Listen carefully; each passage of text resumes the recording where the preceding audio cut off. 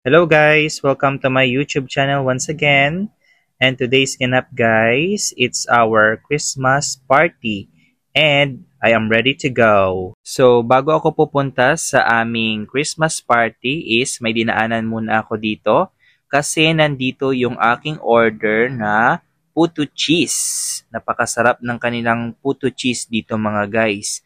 Kaya dumaan muna ako dito. And pagdating ko sa school, nandito na sila sa venue at ako na naman yung late.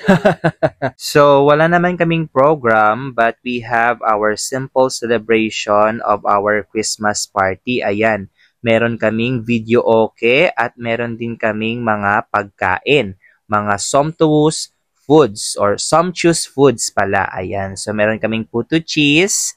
Ayan, kung nakikita nyo sa table, yun yung aming mga pagkain. Pero, meron pa kaming mga pinaluto na mga pagkain. And syempre, hindi naman pahuhuli yung aking itsura. Syempre, ako yung vlogger dito, o diba? Sana hindi kayo magsawa guys sa aking pagmumuka. Ayan, so oily face ako dyan mga guys. Since wala naman kaming program, ayan, nag-start na kaming mag-video okay. So, yung aming first activity is video okay. Ayan, inunahan na ulit ni Sir. Ayan, siya yung pambato namin sa pagkanta mga guys kasi magaling talaga siyang kumanta when it comes to video okay. O diba?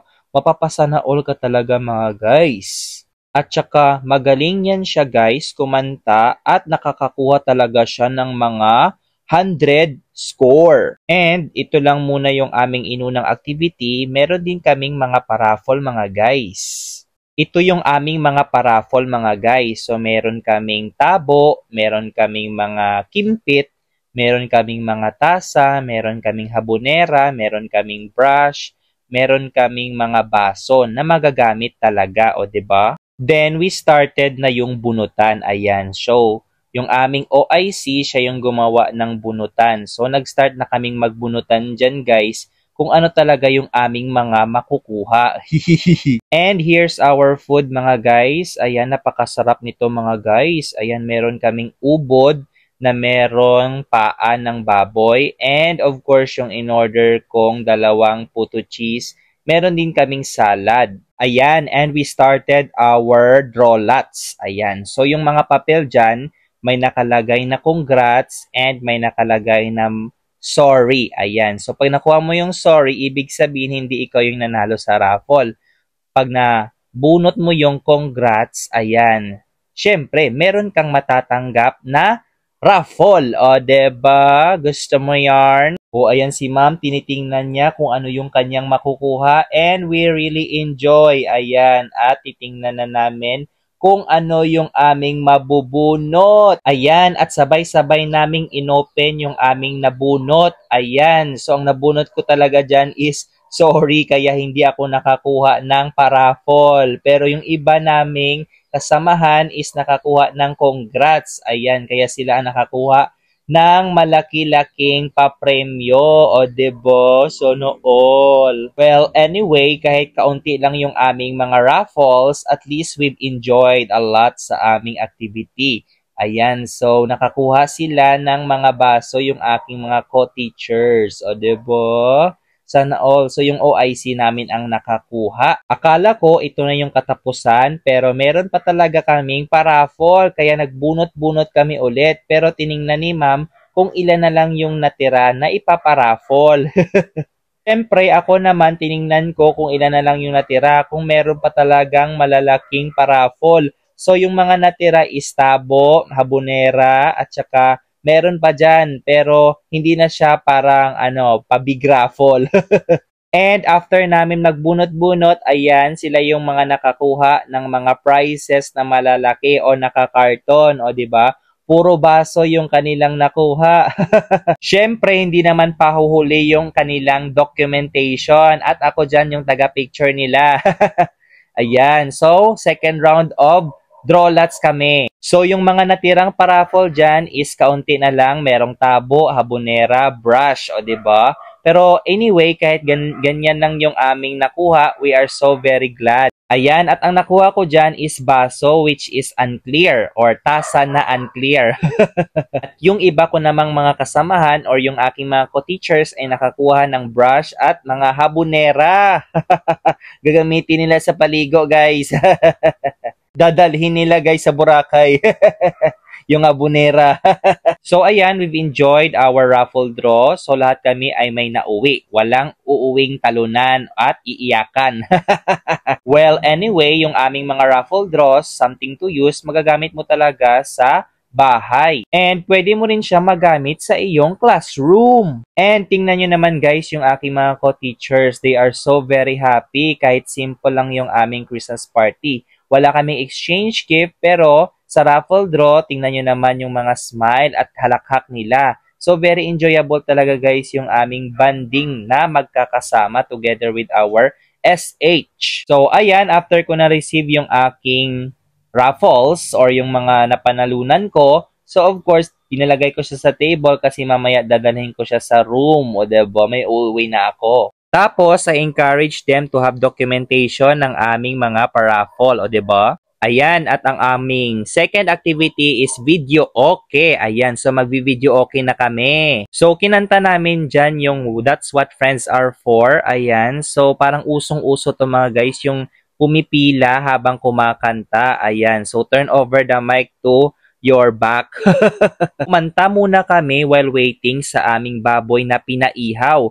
Kasi yun yung aming lunch. So, para malibang kami, ayan, kumanta muna kami at parang uso ito guys, yung pumipila habang kumakanta. So, sabi ng aming SH, siya muna yung mauuna kasi gusto niya yung low voice.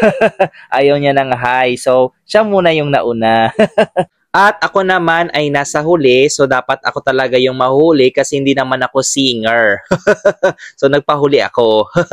And we have a deal na kakantahin talaga namin even na hindi kami mga singeres. So dapat talagang kantahin yung aming song na napili or na-enter dyan sa video okay. Yung iba hindi familiar ng song, so medyo binasa lang nila yung lyrics. So kami tawang-tawa lang kami dyan sa likuran. Yung iba naman is kabisado naman yung kanilang lyrics. So, syempre, palakpak yung arrival. Ayan, so enjoy talaga kami dyan guys kahit ilan lang kami sa school. So, syempre, small school kami but we've learned how to enjoy ourselves na kami-kami lang. So, after kanta, ayan, balik sa likuran para kumanta ulit. At may pa-appear pa yung aming mga co-teachers. Ayan, so napakasaya talaga namin dyan mga guys kahit siyam lang kami sa school. O diba mga guys, na ma-manage talaga namin yung aming time kahit kaunti lang kami na nagbabanding. Ayan, at ang saya-saya talaga namin kasi binabantayan talaga yung mga lyrics kung sino yung nagkakamali. Ayan, at tinatawanan talaga. Napaka-enjoyable talaga ng aming banding mga guys dito sa aming school. And meron talagang palakpakan. Syempre, basta't may palakpakan, alam na kung ano yung datingan ng kantahan. And ayan na mga guys, ako na yung next na kumanta. O diba, tingnan nyo naman guys, parang piho lang. Parang singer lang yung kumakanta pero di naman. At meron pa talaga ako dyang pataas-taas ng kamay, parang nagko-concert lang, no? At ayan, kapag hindi mo kabisado yung lyrics, tinutulungan ko talaga ng iyong mga kasamahan para awitin ang kanta. And after ko dyan, syempre, susunod naman si Sir. Ayan. So, yung aking co-teacher naman yung kakanta. Ayan, napakagaling talaga niyan, guys, kumanta. O, diba? Naghihiyawan talaga yung mga co-teachers ko kasi singer talaga si Sir. O, diba? Sana all no, may boses pag kumakanta. Pwedeng-pwede na talaga siya sa I Can See Your Voice. Praktisado talaga siya sa pagkanta. Alam na talaga, guys, yung lyrics. Sabi nga namin ng mga co-teachers, Sir, araw-araw ka bang nag-iensayo? Sana all magaling kumanta. At tuwang-tuwa naman talaga si Sir pag pinipraise namin siya dyan kasi totoo naman talaga na magaling siyang kumanta. So ayan, at ibibigay niya na sana yung mic sa aming SH pero sabi ng SH siya na lang yung kumanta. Kasi yung ganda talaga yung boses niya. And ito naman yung aming OIC na palaban sa kantahan. O diba mga guys? O diba? Hindi siya shy type person ha. Ayan, at kumakanta talaga siya mga guys. Kahit anong kanta mga guys, lalabanan niya talaga kayo.